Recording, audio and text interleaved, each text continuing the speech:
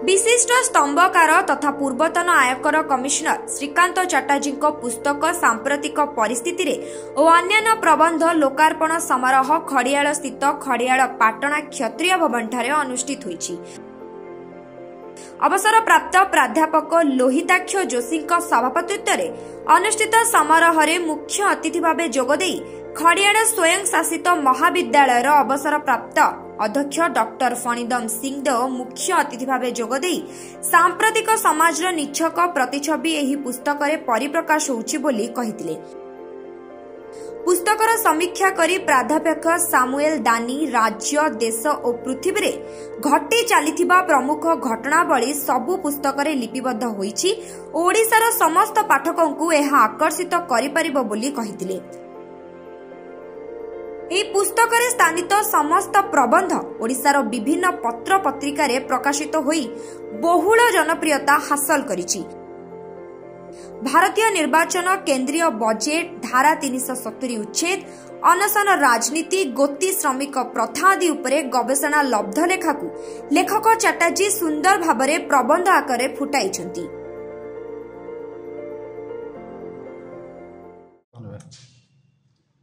आज मोर एक प्रबंध संकलन आम खरियार लोकार्पण कलु।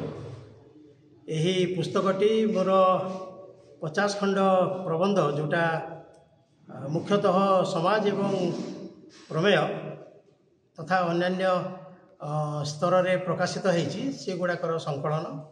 दुईटी एमती प्रबंध अच्छी जहाँ ई मैगजीन रे भितर गोटे होता गोटे मु जीएम यूनिवर्सिटी रे गोटे भाषण देइथिली ता भितर होती बाकी प्राय प्रकाशित हो सारी। ग्रंथ मंदिर एटा मोर तृतीय बही प्रकाश कले। या पूर्व दुईटा बही प्रकाश कर सारी भयर मुक्ति आउ आत्मसमीक्षार बेड़ एटा तांकर तृतीय बही मोर। यही बही रे सांप्रतिक घटना जहाँ सब अच्छी से घटना विषय रे सविशेष आलोचना अच्छी। आम चेष्टा करुचु जे जेकोसी गोटे घटना को विचार करने को हेले तार पूर्वापर प्रसंग जाना उचित, नहले से घटनाटा एकाकी दुषिब स्टैंड एलोन भाया दुषिब। तेणु घटनार प्रवाह कौन से घटना प्रवाह को जाना को हेले पाठ पढ़ा पड़ो बुझा पड़ो ए घटनार पूर्व घटना कौन एटार संभाव्य पर घटना कौन एवं वर्तमान एटा कहीं घटुची। तेणु विभिन्न स्रोतरु बहीपत्र पढ़िकी एवं निजर अभिज्ञता स्रोत जहाँ कि आमर ज्ञान अच्छी सबको व्यवहार करी प्रबंध लिखा चेष्टा करें। आशा करूँ जे यही बहीटी आपण मानक माध्यम जो माने पाठक से माने भल पाइबे बहु परिमाण रे बही किणवे। आजिकल भी जुगरे टिके बही पढ़ा प्रति टिके विमुखता दिशुची। तेणु समस्त को अनुरोध समस्ते बही किणतु बही पढ़तु। लेखक माने एवं अन्य माने बही जदि बिक्री हम बंचे भल भाव एवं समाजर कल्याण हम समस्त ज्ञानवर्धन हम से आम विशेष चेष्टा करुँ।